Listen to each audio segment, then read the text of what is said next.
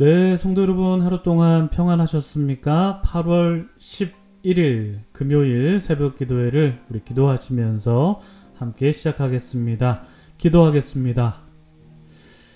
언제나 그 자리에 계셔서 우리가 눈을 들면 바라볼 수 있는 곳에 계신 주님, 때로는 우리의 인생 속에서 우리의 앞길을 막는 안개가 있어서 우리가 앞을 바라보지 못할 때가 있는 것 같습니다. 환난의 안개, 갈등의 안개, 부족의 안개, 고통의 안개, 통증의 안개 등등 이러한 안개가 우리의 삶을 가로막고 있으면 우리는 주저앉게 되고 고개를 푹 숙이게 되는 것 같습니다. 그러나 주님, 우리가 이런 믿음을 갖길 원합니다. 안개가 날 가려서 내 믿음이 흔들리려고 할 때 눈을 들어서 주님을 바라보고 여전히 그 자리에 계셔서 내가 주님을 바라보기를 기다리고 계시는 주님이 존재한다는 사실을 말입니다. 그 주님이 오늘도 말씀 속에서 우리가 고개를 들어 주님을 바라보기를 기다리고 계시다는 것을 믿고 그 믿음으로 오늘 하루를 살아갈 수 있도록 도와주시옵소서. 신실한 성품을 지니셔서 우리에게 성실하게 은혜를 베푸시는 주님을 찬양하오며 이 모든 말씀을 우리 주님 예수 그리스도 이름으로 기도드립니다. 아멘. 네, 오늘 저희들에게 주신 하나님의 말씀은요, 로마서 11장 13절부터 24절까지 말씀입니다. 로마서 11장 13절로 24절까지 말씀 봉독해 드립니다. 내가 이방인인 너희에게 말하노라. 내가 이방인의 사도인 만큼 내 직분을 영광스럽게 여기노니 이는 혹 내 골육을 아무쪼록 시기하게 하여 그들 중에서 얼마를 구원하려 함이라. 그들을 버리는 것이 세상의 화목이 되거든 그 받아들이는 것이 죽은 자 가운데서 살아나는 것이 아니면 무엇이리요. 제사하는 처음 익은 곡식가루가 거룩한즉 떡덩이도 그러하고 뿌리가 거룩한즉 가지도 그러하니라. 또한 가지 얼마가 꺾이었는데 돌 감람나무인 내가 그들 중에 접붙임이 되어 참 감람나무 뿌리의 진액을 함께 받는 자가 되었은즉 그 가지들을 향하여 자랑하지 말라. 자랑할지라도 내가 뿌리를 보전하는 것이 아니요 뿌리가 너를 보전하는 것이니라. 그러면 내 말이 가지들이 꺾인 것은 나로 접붙임을 받게 하려 함이라 하리니 옳도다. 그들은 믿지 아니함으로 꺾이고 너는 믿음으로 섰느니라. 높은 마음을 품지 말고 도리어 두려워하라. 하나님이 원 가지들도 아끼지 아니하셨은즉 너도 아끼지 아니하시리라. 그러므로 하나님의 인자하심과 준엄하심을 보라. 넘어지는 자들에게는 준엄하심이 있으니 너희가 만일 하나님의 인자하심에 머물러 있으면 그 인자가 너희에게 있으리라. 그렇지 않으면 너도 찍히는 바 되리라. 그들도 믿지 아니하는데 머무르지 아니하면 접붙임을 받으리니 이는 그들을 접붙이실 능력이 하나님께 있음이라. 내가 원 돌 감람나무에서 찍힘을 받고 본성을 거슬러 좋은 감람나무의 접붙임을 받았으니 원 가지인 이 사람들이야 얼마나 더 자기 감람나무에 접붙이심을 받으랴. 아멘. 네, 참 좋으신 우리 주님의 크신 은총이 우리 토론토 한인장로교회 모든 교우분들에게 오늘도 충만하시기를 주님의 이름으로 축복합니다. 성도님들, 새로운 하루가 시작되었습니다. 오늘 벌써 금요일이네요. 시간이 정말 너무 빨리 흐르는 것 같습니다. 제가 휴가 다녀온 지가 얼마 안 된 것 같거든요. 뭐 엊그제 됐나 싶은데 벌써 한 주가 그냥 휙 지나가 버리는 것 같습니다. 역시 이 일상 속에서 시간의 흐름도 이거 참 빠르다라는 것을 실감하게 되는 것 같습니다. 저는 이번 휴가를 퀘벡으로 다녀왔습니다. 퀘벡을 가보니까요, 이 토론토와는 좀 다르게 제법 큰 산들도 좀 보이는 것 같더라고요. 제가 한국에서 살다가 토론토에 왔을 때 좀 신기했던 게 산이 안 보이는 거예요.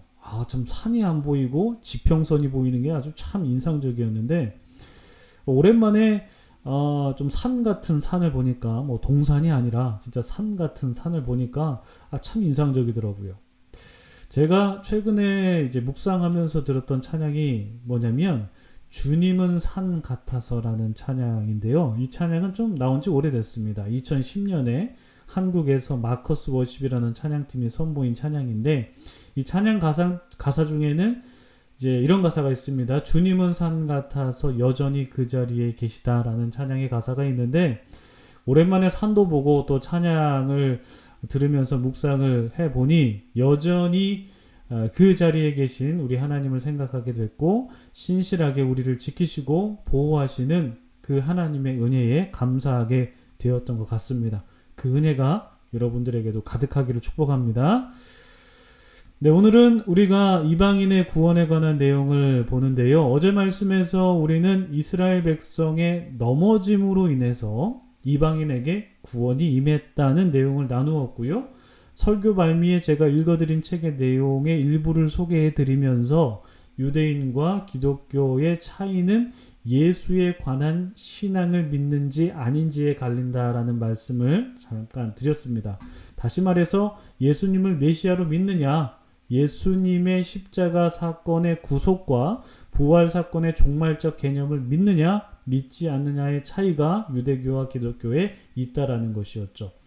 물론 유대인들도 부활을 믿긴 믿습니다. 믿긴 하지만 우리와는 달리 예수님을 부활의 첫 열매로 믿는 것은 아니죠. 아무튼 이렇게 예수님에 관한 신앙이 다른 유대인들의 구원은 먼저 이방인들의 구원이 선행되어야 하는 것인데요. 그렇다고 이방인들이 유대인들처럼 뭐 특권 의식을 가져야 하겠느냐, 뭐 교만해서는 되겠느냐, 그렇지 않다라는 것이 오늘 말씀에 담겨 있습니다. 그 말씀은 잠시 후에 살펴보도록 하고요. 우선 오늘 본문을 순서대로 한번 살펴보도록 하겠습니다. 13절, 14절 말씀 보시겠습니다. 내가 이방인인 너희에게 말하노라. 내가 이방인의 사도인 만큼 내 직분을 영광스럽게 여기노니 이는 혹 내 권력을, 이스라엘 백성이죠, 아무쪼록 시기하게 하여 그들 중에서 얼마를 구원하려 함이라. 어제도 나누었지만 하나님의 계획은 이방인들에게 구원을 베푸셔서 원래 선택받은 백성이었던 이스라엘 백성을 시기나게 하는 것이었습니다. 어제는 이 시기나게 하는 말씀을 전하다가 제가 책 이야기를 하면서 예수의 신앙과 예수의 관한 신앙의 차이점을 말씀을 드렸는데, 오늘은 이 시기난다 라는 표현에 대해서 조금 더 생각을 해보면 좋을 것 같습니다. 여러분, 일단 시기심이라고 하면 일단 이 시기심이라는 단어 안에 있는 부정적인 감정을 우리가 생각하게 됩니다. 시기하지 말라, 질투하지 말라 라는 이런 명령이 성경에 곳곳에 많이 나와 있는데, 이 명령은 하나님의 명령이기도 하고 예수님의 가르침이기도 하고 그뿐만 아니라 서신서에 나오는 윤리적인 지침이기도 하죠. 그런데 하나님께서 이스라엘 백성을 시기하게 하려고 하신다라고 말씀하는데, 이 시기심을 우리는 어떻게 이해해야 될까요? 여기에 대해서 존 스토트는 다음과 같이 말했습니다. 제가 한번 쭉 읽어드릴게요. 시기심은 불만족이나 죄된 탐욕만을 의미하는 것은 아니기 때문에 그것이 항상 이기심으로 얼룩진 것은 아니다. 간단하게 말해 시기심이란 다른 사람이 소유한 어떤 것을 자신도 갖고 싶은 욕망이다. 그것이 좋은지 나쁜지는 욕망하는 대상이 무엇이고 그것을 소유할 권리가 우리에게 있는지 여부에 달려있다. 만약 그것이 악하다거나 다른 사람에게 속해 있어서 가질 권리가 우리에게 없다면 시기심은 죄가 된다. 하지만 그것이 선하고 하나님이 모든 사람에게 누리도록 허락하신 복이라면 그것을 탐내고 나아가 그것을 가진 사람들을 시기하는 것은 가치 있는 일이 된다. 이렇게 말했다고 합니다.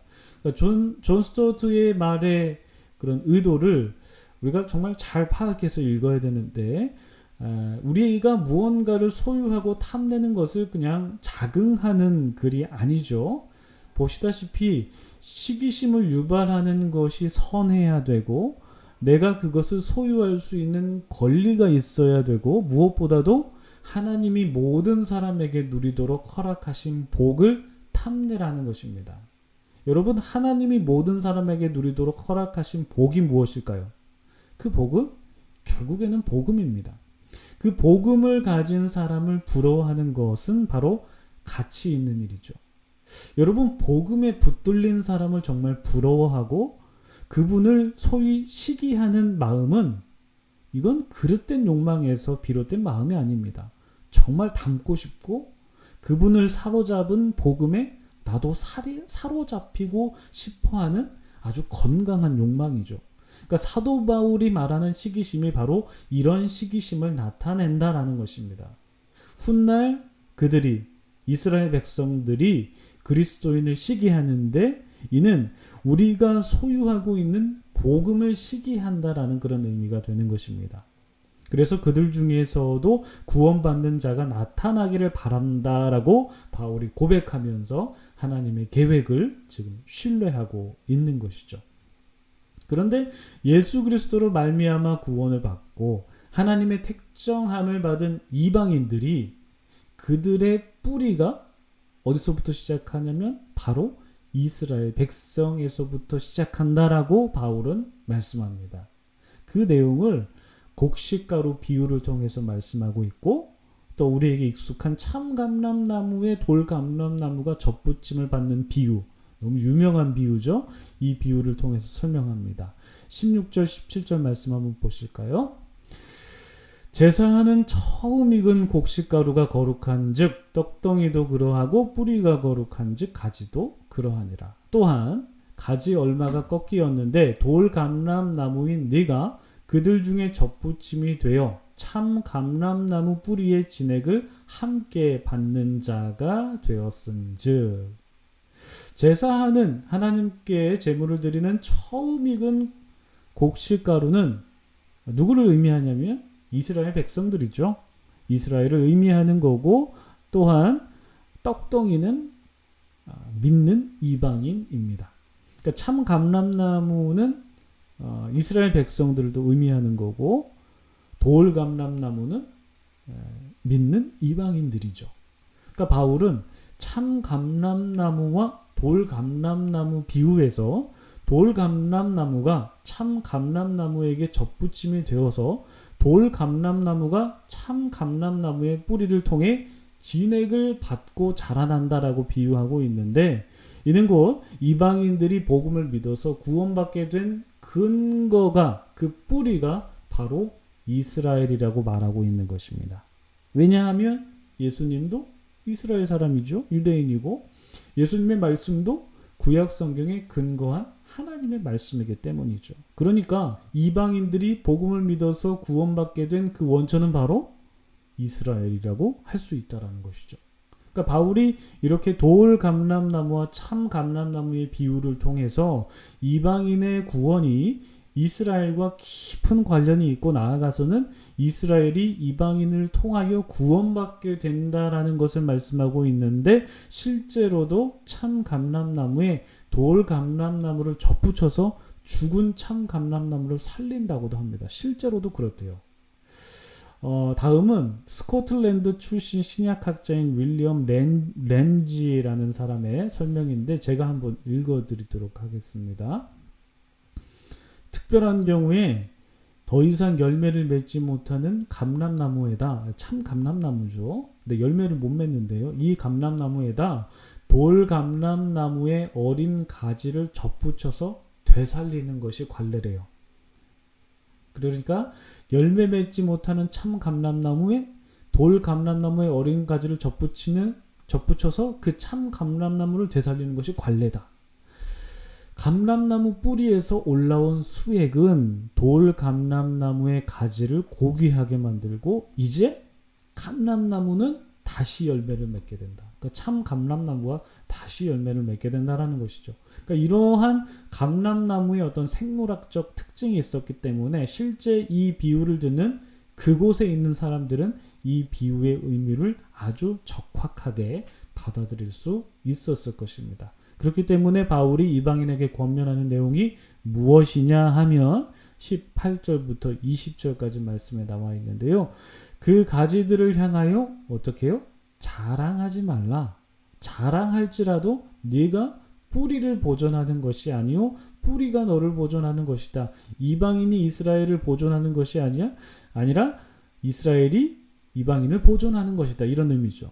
19절. 그러면 내 말이 가지들이 꺾인 것은 나로 접붙임을 받게 하려 함이라 하리니 오케이 그 말이 옳도다. 그들은 믿지 아니함으로 꺾이고 너는 믿음으로 섰느니라. 높은 마음을 품지 말고 도리어 두려워하라. 높은 마음을 품지 말래요. 교만하지 말라는 거죠. 도리어 두려워해라.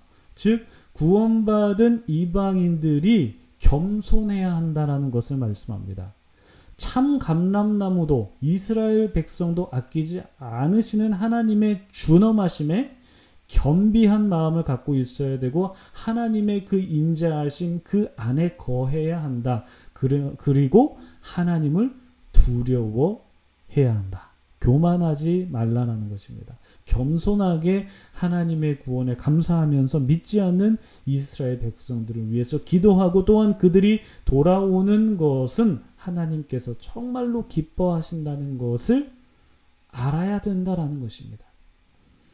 여러분 우리는 구원받는 이방인이지 않습니까? 우리도 이방인입니다. 이방인으로서 겸손하게 하나님을 믿고 또한 겸손하게 이웃을 사랑하고 겸손하게 구원받지 못한 백성들을 위해서 기도해야 된다라는 것이죠. 우리도 믿지 않는 누군가에게 있어서는 먼저 믿은 사람입니다. 그렇죠? 누군가에게 있어서 믿지 않는 누군가에게 있어서는 우리는 먼저 믿은 사람이에요. 여러분 하나님께서 원 감람나무인 이스라엘 백성을 찍어버리시는 분이신데 우리라고 다를까요? 우리도 똑같습니다. 우리도 하나님의 진노하심을 받는 대상이 될 수 있습니다. 물론 우리는 믿음으로 의롭게 되고 그 무엇도 하나님의 사랑에 끊을 수 없는 은혜를 받은 사람들이지만 그 믿음이 우리를 교만하게 해서는 안 되고 오히려 겸손하게 주님을 따르고 사람을 섬겨야 합니다.